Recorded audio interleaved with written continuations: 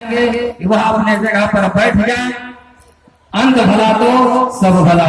बोलिए प्रेम से श्री सतगुरु महाराज की जय।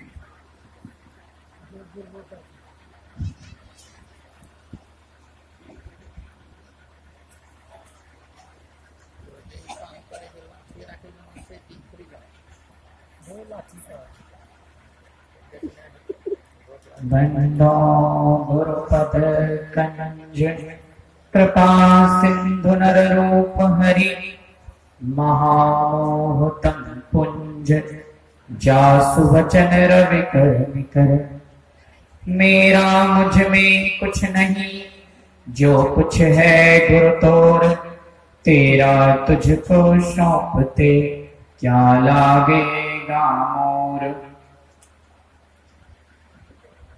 गुरु ब्रह्मा गुरु विष्णु गुरु देवो महेश्वर, गुरु साक्षात् परब्रह्म तस्मै श्री गुरुवे नमः।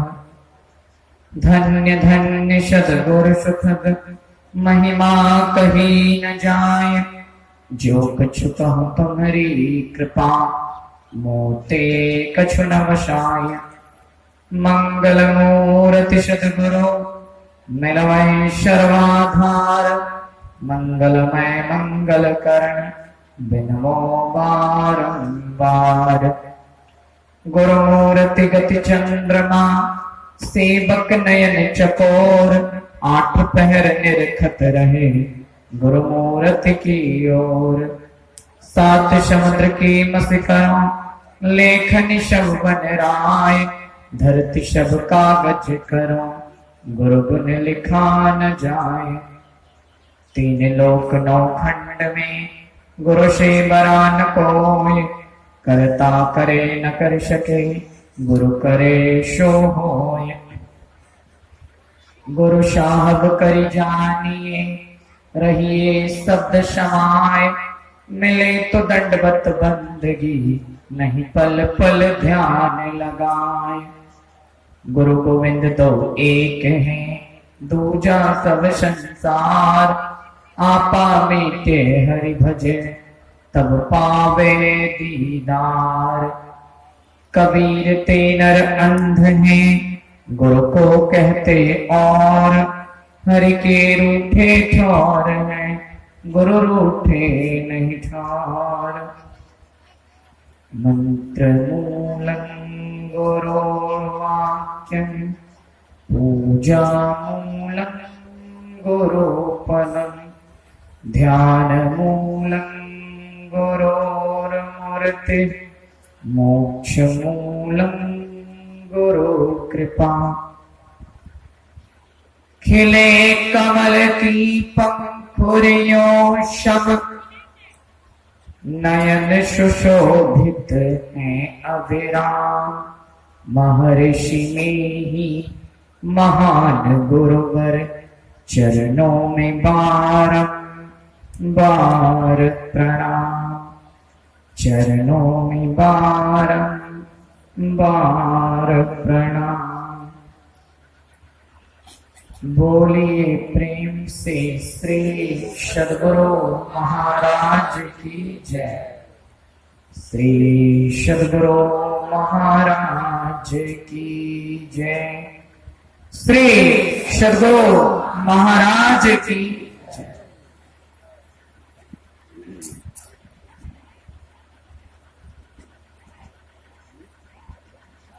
परम आदरणीय, प्रातः स्मरणीय, सायं वंदनीय, सारे राष्ट्र नहीं अपितु समस्त विश्व के पूजनीय संत शब्द को वास्तविक अर्थ प्रदान करने वाले, तप, त्याग, साधना एवं ब्रह्म आराधना की प्रतिमूर्ति, ब्रह्म ज्ञान की ज्योति को जगत के कण कण में प्रज्वलित करने वाले, अज्ञानाधीन संसार को अपने ज्ञान आलोक से आलोकित करने वाले, भक्ति की गंगा को वसुंधरा के प्रत्येक वातावरण में प्रवाहित करने वाले, अखिल विश्व को शांति सुधा का पान कराने वाले, 20वीं सदी के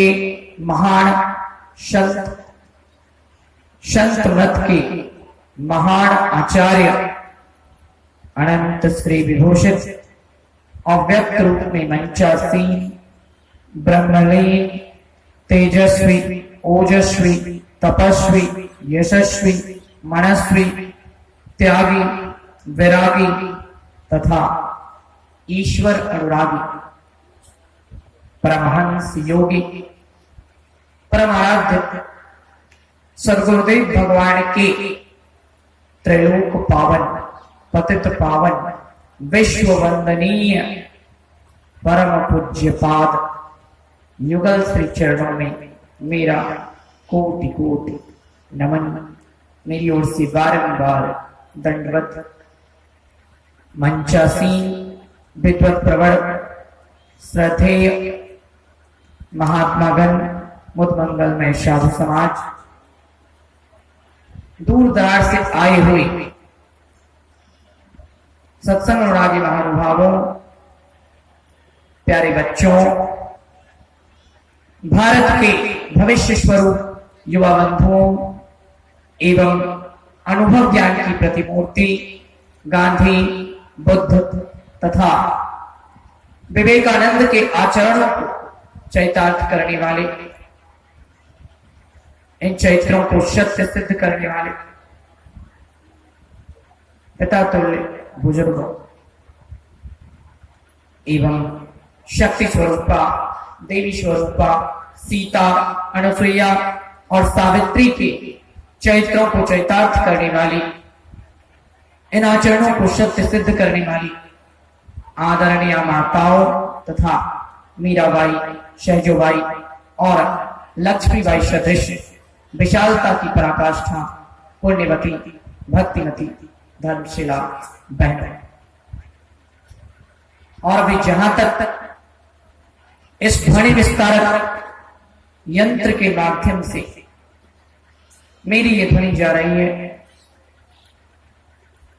मानव जीवन का सबसे महत्वपूर्ण कर्म करने के लिए एकत्रित हुए, उपस्थित हुए, आए हुए, पधारे हुए, बैठे हुए, विराजे हुए, प्रतिष्ठित हुए, विराजमान हुए, मौजूद हुए, आसीन हुए, समावेत हुए, प्रतिष्ठित हुए समस्त श्रोतागण,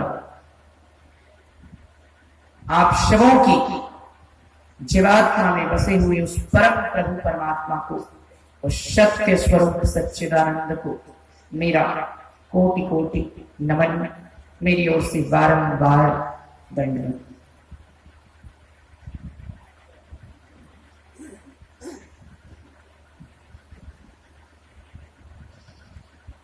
जिस क्षेत्र के सिनेमा हॉलों में, सिनेमा घरों में अधिक भीड़ हो तो समझना चाहिए उस क्षेत्र के लोगों का चारित्रिक पतन हो रहा है। जिस क्षेत्र के न्यायालय में, कोर्ट कचहरी में अधिक भीड़ हो तो समझना चाहिए कि वहां के लोगों का नैतिक पतन हो रहा है। जिस क्षेत्र के अस्पतालों में, हॉस्पिटलों में अधिक भीड़ हो तो समझना चाहिए वहां के लोगों का स्वास्थ्य पतन हो रहा है। परंतु जिस क्षेत्र के सत्संग में, हरि कथा में, प्रभु की चर्चा में, संतों के सत्संग में इस प्रकार की अधिक भीड़ हो तो ये समझना चाहिए उस क्षेत्र के लोगों की आध्यात्मिक उन्नति हो रही है। श्री सद्गुरु महाराज आपकी आध्यात्मिक उन्नति देखकर मुझे अपार हर्ष हुआ। आपकी आध्यात्मिक उन्नति में ऐसी ही वृद्धि होती रहे, यही आराध्य देव से मेरी प्रार्थना है।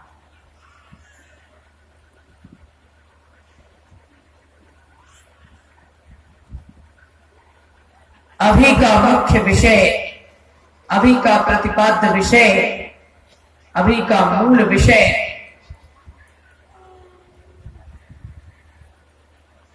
मानव शरीर की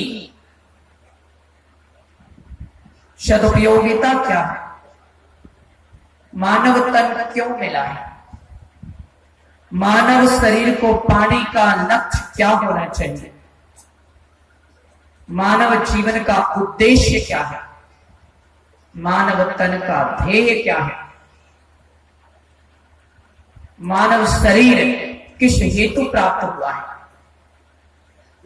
ये अभी का मूल विषय है जो आपको पाठ में सुनाया गया है। भगवान श्री राम अपने प्रजाजनों को बुलाकर अपनी राज्यसभा में बिठाकर और फिर भगवान श्री राम अपनी प्रजाजनों से कहते हैं, बड़े भाग मानुष तन पावा, सुर दुर्लभ सब ग्रंथ ही गावा, साधन धाम मोक्ष कर द्वारा, पाई न चाहिए परलोक सवार। बड़े भाग्य से यह मानव शरीर मिला। राम जी कहते हैं, भाई बहुत भाग्योदय हुआ है जो मानव शरीर में। देवताओं को भी दुर्लभ, देवताओं को भी बड़े कष्ट से प्राप्त होने योग्य ये मानव शरीर है। इसके लिए देवता भी तरसते हैं। क्यों? क्योंकि यह मानव शरीर साधनों का धाम और मोक्ष का सहज द्वार है। मोक्ष किसको कहते हैं? मोक्ष कहते हैं मुक्ति को। कई लोग समझते हैं, कई लोग बोलचाल में कहते हैं, जब तक जिंदगी है तब तक टेंशन है, जिंदगी खत्म टेंशन खत्म नहीं। कई लोग केवल कहते ही नहीं हैं बल्कि इतने परेशान हो जाते हैं कि जिंदगी को खत्म कर लेते हैं, आत्महत्या कर लेते हैं, सोचते हैं जिंदगी खत्म टेंशन खत्म। लेकिन ऐसा नहीं होता। यदि कोई मर जाता है तो उसका केवल एक शरीर मरता है, केवल ये एक शरीर मरता है। परंतु इस एक शरीर के अंदर भी कई शरीर हैं। जिस शरीर को खत्म करके आप समझते हैं टेंशन खत्म, उस शरीर के अंदर भी कई शरीर हैं। इस बाह्य शरीर को स्थूल शरीर कहते हैं। फिर इसके अंदर सूक्ष्म, कारण, महाकारण और कैवल्य, इतनी शरीर। तो क्या एक शरीर के मर जाने से मुक्ति होगी? नहीं। यदि एक शरीर नष्ट हो भी जाए तो सूक्ष्म, कारण, महाकारण, जड़ के 3 और चैतन्य का एक शरीर जिसे कैवल्य कहते हैं वो फिर भी शेष रहेगा। इसलिए दुखों से छुटकारा नहीं। दुखों से छुटकारा कैसे मिलेगा? केवल परमात्मा की भक्ति से, केवल परमात्मा की शरण में जाने से, केवल परमात्मा को अपनाने से। साधनों का धाम और मोक्ष का द्वार ये मानव शरीर, इसका सदुपयोग क्या है? गोस्वामी तुलसीदास जी महाराज श्री रामचरितमानस में लिखते हैं, देह धरे कर यही फल भाई, भजे राम सब काम बिहारी। शरीर को पाने का फल क्या है? तुलसीदास जी महाराज कहते हैं, देह धरे कर यही फल भाई, भजे राम सब काम बिहारी। राम का भजन करो, राम की भक्ति करो, राम का सुमिरन करो, परमात्मा की भक्ति में जीवन बिताओ, यही इस शरीर को पाने का परम फल है।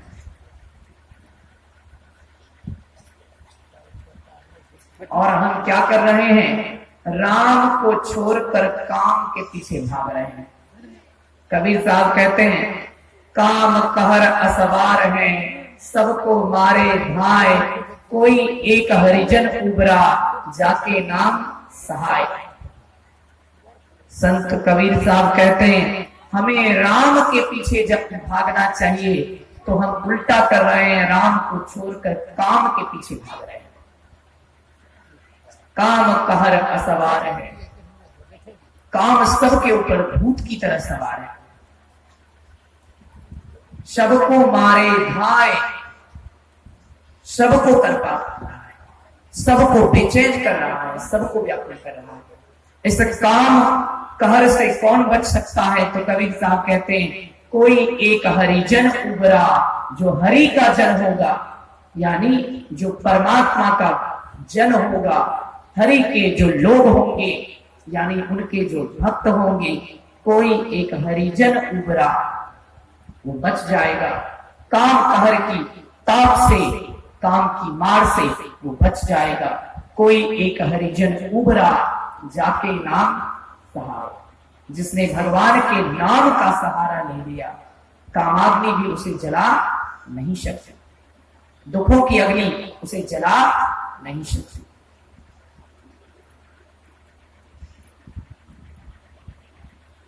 अब समझिए, हमें इस शरीर को पाकर राम की उपासना करनी है, काम की वासना के पीछे नहीं जाना है। इसी के लिए यह मानव शरीर हम सबको प्राप्त हुआ है। अच्छा, शरीर क्या है? आप कौन हैं? क्या शरीर आपका वास्तविक अस्तित्व है? क्या आप शरीर हैं? नहीं, आप शरीर नहीं, आप शरीर में रहने वाले हैं। तो फिर शरीर क्या है? तो गीता में भगवान श्री कृष्ण ने अर्जुन को बताया कि अर्जुन, वासांसि जीर्णानि यथा विहाय, नवानि गृह्णाति नरोपराणि, तथा शरीरानि विहाय जीर्णानि, न्यानि संयाति नवानि देहि।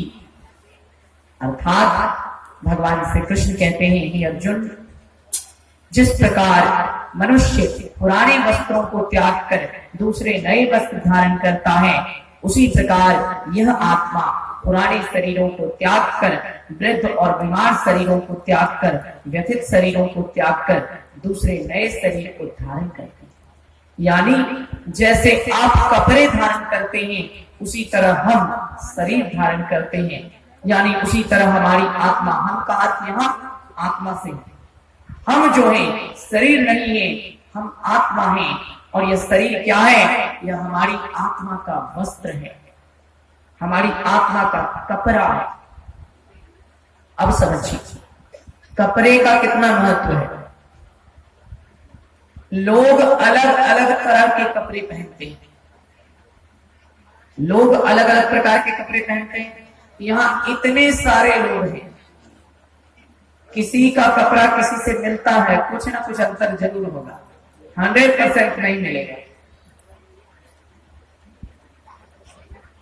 इतने सारे लोग हैं, स्त्री पुरुष बच्चे बूढ़े नौजवान, सब अलग अलग कपड़े को पहने हुए हैं।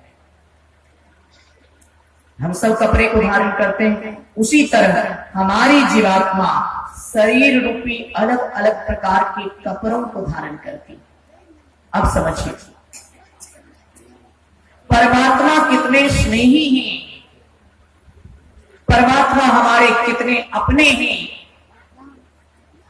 जैसे पिता जिस क्षण अपने बच्चे को जन्म देता है उसी क्षण से अपने बच्चे के कपड़े पहनने की व्यवस्था करता है, उसी क्षण से अपने बच्चे के खाने पीने की व्यवस्था करता है, उसी क्षण से अपने बच्चे की परवरिश की व्यवस्था करता है, लालन पालन की व्यवस्था करता है। किसी का पिता निर्धन है, किसी का पिता निर्धन है तो वो अपने बच्चे के लिए 2-4 कपड़े खरीद कर रखता है। किसी का पिता मध्यम है, मध्यम वर्गीय है, ना धनवान है ना निर्धन है, वो क्या करता है अपने बेटे के लिए 10, 20, 50 कपड़े खरीद कर रखता है। किसी का पिता बहुत धनवान है, वो क्या करता है अपने बेटे के लिए 100, 200, 500, 1000 कपड़े खरीद कर रखता है। इससे ज्यादा तो नहीं, बहुत हो गया। हम क्या कपड़े का दुकान थोड़ी खोलना। तो किसी का पिता निर्धन है तो वो 2-4 कपड़े खरीद कर रखता है। किसी का पिता धनवान है तो 10, 20 कपड़े, 50 कपड़े खरीद कर रखता है। किसी का पिता बहुत धनवान है, वो अपने बेटे के लिए 100, 200, 500 कपड़े खरीद कर रख देता है। हम सबके परम पिता कौन हैं? परमात्मा। हम सब कौन हैं? परमात्मा के बच्चे हैं। भगवान कहते हैं सब मम प्रिय, सब मम उपजाए। भगवान का वचन है सभी मुझे प्रिय है, सब मम प्रिय। तो भगवान से किसी ने पूछा प्रभु सब आपको प्रिय क्यों है? भगवान ने कहा सब मम प्रिय क्योंकि सब मम उपजाए, क्योंकि सब मेरे बच्चे हैं, सबको मैंने उत्पन्न किया है, सबको मैंने उत्पन्न किया है, इसीलिए सब मुझे प्रिय है। शब मम प्रिय शब मम उपजाए। अब समझिए भगवान कहते हैं सब उनके बच्चे हैं। हम सब किनके बच्चे हैं? हम सब परमात्मा के बच्चे हैं। हम सब के जो परम पिता हैं, जैसे बेटा कहता है ना मेरे पिता डॉक्टर हैं, मेरे पिता इंजीनियर हैं, कोई निर्धन है तो वो कहता है मेरे पिता मजदूर हैं, कोई और धनवान है तो वो कहता है मेरे पिता IAS हैं, IPS हैं, SP हैं, DM हैं, ये है वो है। अब समझिए संत महापुरुष कहते हैं हम सब के पिता कौन है? परम प्रभु परमात्मा। और परमात्मा कौन है? परमात्मा ना निर्धन है, न मध्यम है, न बहुत धनवान है, बल्कि परमात्मा तो हम सब के पिता तो लक्ष्मी पति है, धन के पति है। लक्ष्मी तो उनके चरणों में पड़ी रहती है। अब कहेंगे हम लोग परिचय देते हैं मेरे पिता डॉक्टर, मेरे पिता इंजीनियर, मेरे पिता SP, मेरे पिता DM। संत कहते हैं हमारे पिता तीनों लोकों के मालिक, हमारे पिता तीनों लोकों के स्वामी, इनसे बड़ा कोई नहीं हो सकता। वो धनवान नहीं है बल्कि वो लक्ष्मी पति हैं। धन तो उनके चरणों में, धन की देवी उनके चरणों में पड़ी रहती है। धन की बात और कहें तो समझिए जिसका पिता निर्धन होता है 2-4, 10 कपड़े रखता है अपने बेटे को पहनने के लिए, पहले पहनो फिर खरीद कर देंगे। जिसका पिता मध्यम रहता है 25-50 कपड़े रखता है, पहले इतना पहनो फिर देंगे। जिसका पिता बहुत धनवान रहता है 100, 200, 500, 1000 कपड़े लाकर रख देता है, पहनो। इससे ज्यादा कोई नहीं रख सकता। लेकिन हमारे पिता परम पिता परमात्मा, इनसे अधिक धनवान कोई है ही नहीं।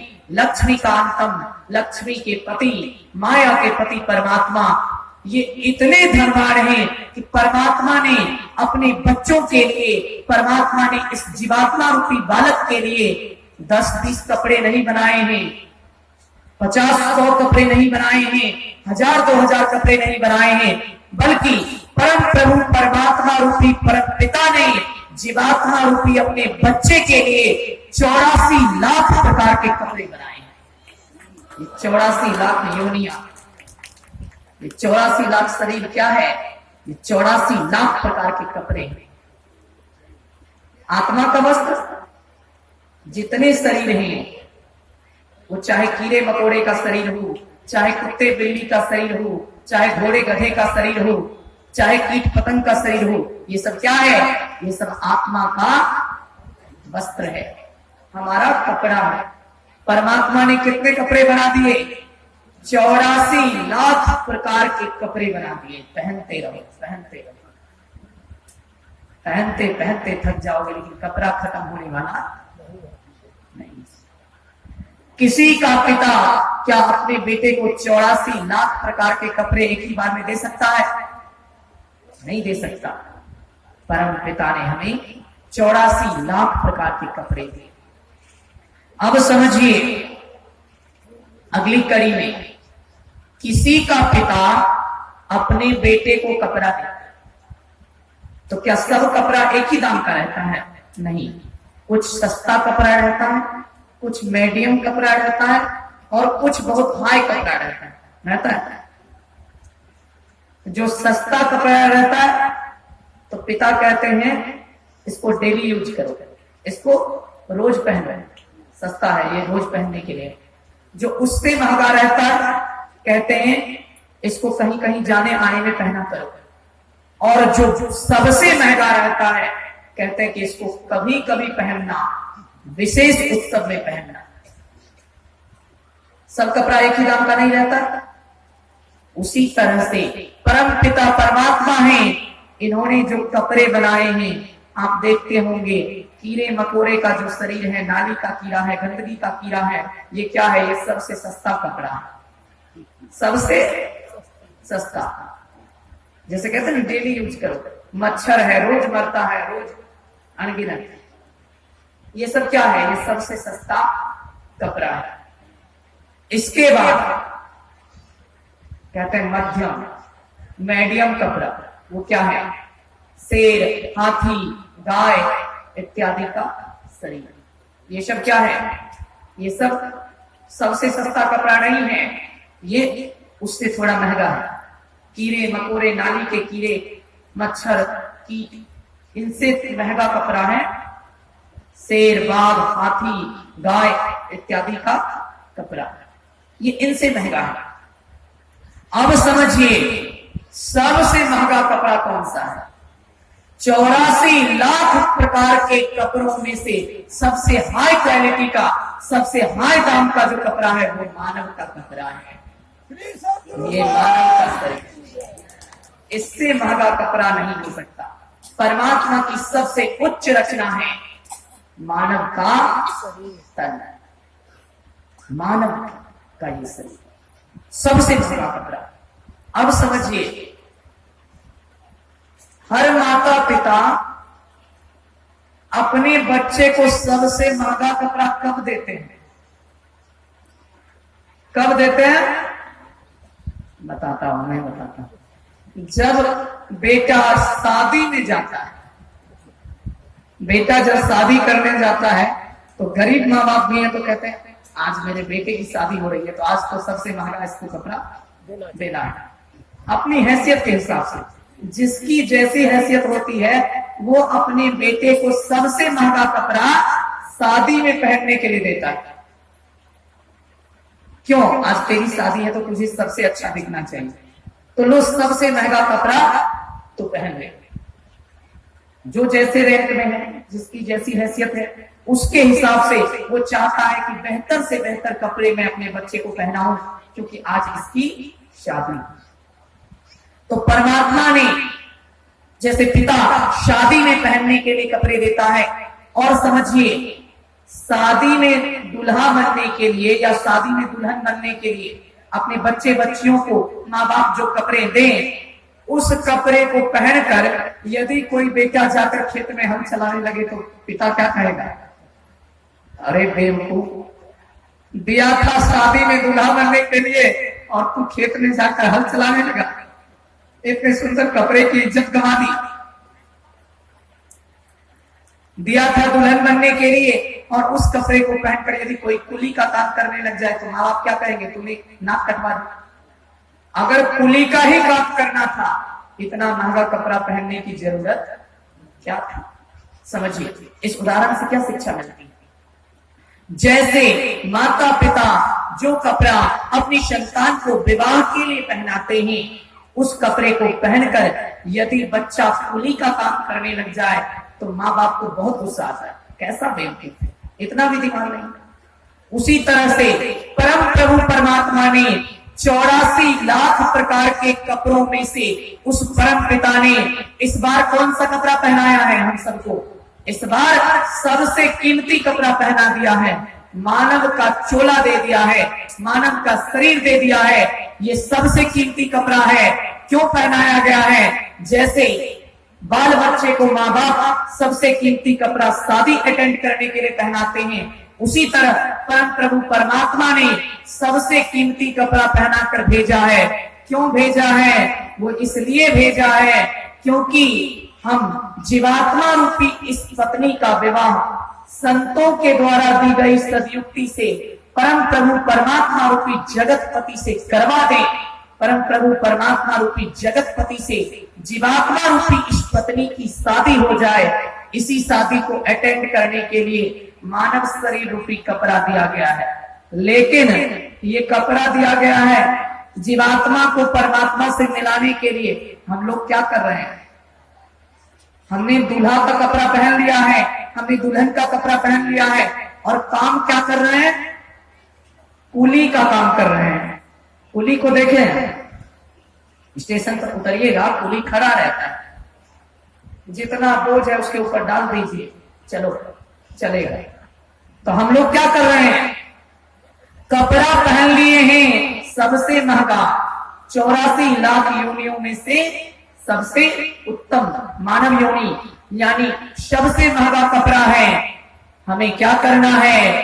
परम प्रभु परमात्मा रूपी दूल्हे से जीवात्मा रूपी पत्नी को भगवान रूपी दूल्हे से अपनी जीवात्मा को मिलाना है, मालिक रूपी दूल्हे से मिलकर एकम एक होना है। लेकिन एकम एक होने के लिए हमें ये कपड़ा पहनाया गया है।